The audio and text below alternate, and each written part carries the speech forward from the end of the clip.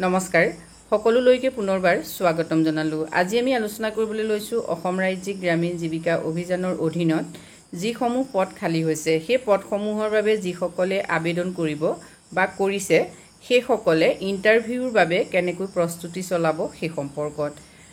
অসম ৰাজ্যিক গ্ৰামীণ জীৱিকা অভিযান বা ASRLMৰ অধীনত যিবিলাক পদ খালী হয় সেই পদবিলাক সাধাৰণতে কমিউনিটি ডেভেলপমেণ্টৰ লগত জড়িত হয়।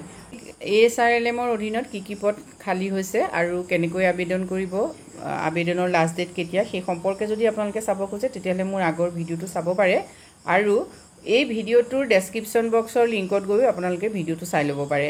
182টা পদ যেহেতু খালী হৈছে এই পদসমূহৰ বাবে যদি আপোনালোকে আবেদন কৰে তেতিয়াহ'লে প্ৰস্তুতি কেনেকৈ চলাব সেই সম্পৰ্কত কিছু আভাস দিব বিচাৰিছোঁ আজি ভিডিঅ'টোৰ জৰিয়তে। কমিউনিটি ডেভেলপমেণ্টৰ এই পদসমূহৰ বাবে সিলেকশ্যনৰ গোটেই প্ৰচিডিঅ'ৰটো 7টা ভাগত ভাগ কৰি চাব পাৰি। প্ৰথম হ'ল ৰিটন এক্সাম।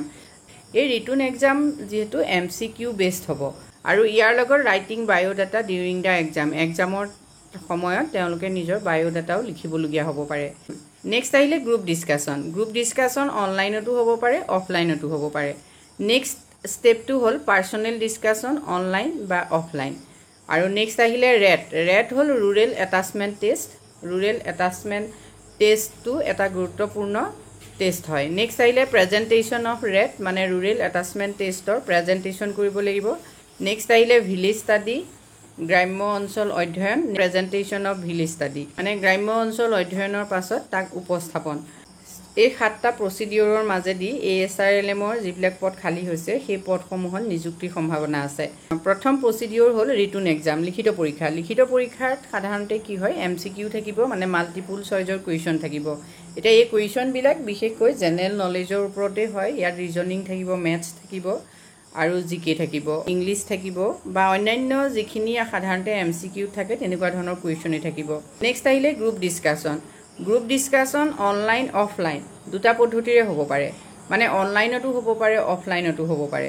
এতিয়া ইয়াত কি হ'ব যিসকল প্ৰাৰ্থী থাকিব সেই প্ৰাৰ্থীসকলক অনলাইনৰ মাধ্যমতে হওক বা অফলাইনৰ মাধ্যমতে হওক তেওঁলোকক যিকোনো এটা বিষয় দিয়া হ'ব। এতিয়া আমি ধৰি ল'লোঁ পৰিৱেশ সুৰক্ষাৰ ওপৰত তেওঁলোকক আলোচনা কৰিবলৈ দিয়া হ'ল। এতিয়া অংশগ্ৰহণকাৰীসকলে সেই সম্পৰ্কত নিজৰ মতামত দিব আৰু নিৰীক্ষকে সেই মতামতসমূহ বা তেওঁলোকৰ বিষয়বস্তুৰ ওপৰত থকা যি পাৰদৰ্শিতা সেইখিনি চাই পেলাই তাত মাৰ্কিং কৰিব। গতিকে গ্ৰুপ ডিছকাশ্যন কেনেকৈ কৰিব লাগে সেই সম্পৰ্কতো কেণ্ডিডেট সচেতন হ'ব লাগিব। নেক্সট ষ্টেপত থাকিব পাৰ্চনেল ডিছকাশ্যন। ইয়াত অনলাইন বা অফলাইন হ'ব পাৰে।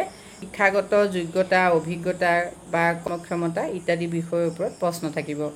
নেক্সট আহিলে ৰেট হ'ল ৰুৰেল এটাচমেণ্ট টেষ্ট।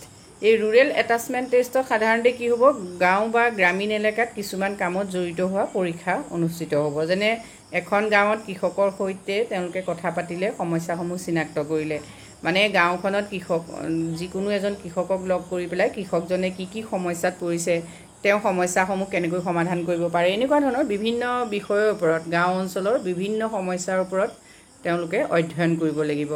নেক্সট আহিলে প্ৰেজেণ্টেশ্যন অফ ৰেট। এতিয়া তেওঁলোকে ৰুৰেল এটাচমেণ্ট টেষ্টত যিখিনি সমস্যা চিনাক্ত কৰিলে সেই সমস্যাখিনিৰ ওপৰত তেওঁলোকে প্ৰেজেণ্টেশ্যন কৰিব লাগিব।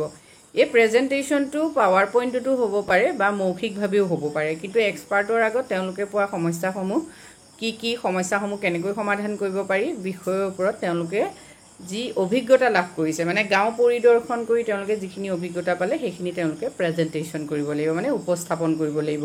উপস্থাপন দুটা পদ্ধতিৰে কৰিব পাৰে, মৌখিক হ'ব পাৰে আৰু পাৱাৰ পইণ্টৰ জৰিয়তেও হ'ব পাৰে। নেক্সট ষ্টেপটো হ'ল ভিলেজ ষ্টাডি গাঁও অধ্যয়ন। এতিয়া এখন গাঁৱত কিছুমান নিৰ্দিষ্ট বিষয় তেওঁলোকে অধ্যয়ন কৰিব লাগিব যেনে সামাজিক অৱস্থা, শিক্ষা, স্বাস্থ্য, পথ পৰিবহণ এটচেট্ৰা। সেই বিষয়বিলাকৰ ভিতৰত যিকোনো বিষয়ৰ ওপৰত তেওঁলোকে ষ্টাডি কৰিব পাৰিব। উদাহৰণস্বৰূপে আমি ধৰি ল'লোঁ নিৰ্দিষ্ট এখন গাঁৱত বিদ্যালয়ৰ অৱস্থা কেনেকুৱা সেই সম্পৰ্কত তেওঁলোকে তথ্য সংগ্ৰহ কৰিলে।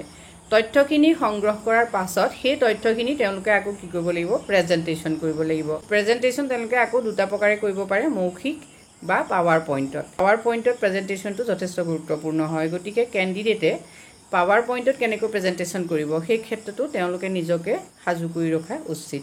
গতিকে ASRLM ৰ অধীনত যিবিলাক পদ খালী হৈছে সেই পদবিলাকৰ বাবে যিসকলে আবেদন কৰিছে তেওঁলোকে এনেকুৱা ধৰণৰ এটা এক্সাম প্ৰচিডিউৰৰ বাবে নিজকে সাজু কৰি ৰাখিব পাৰে। ইয়াৰ উপৰিও অসম ৰাজ্যিক গ্ৰামীণ জীৱিকা অভিযানৰ বিষয়ে যদি আপোনালোকে কিবা জানিব খোজে তেনে কমেণ্ট কৰি জনাবলৈ নাপাহৰিব। আজিলৈ ইমানেই, ধন্যবাদ।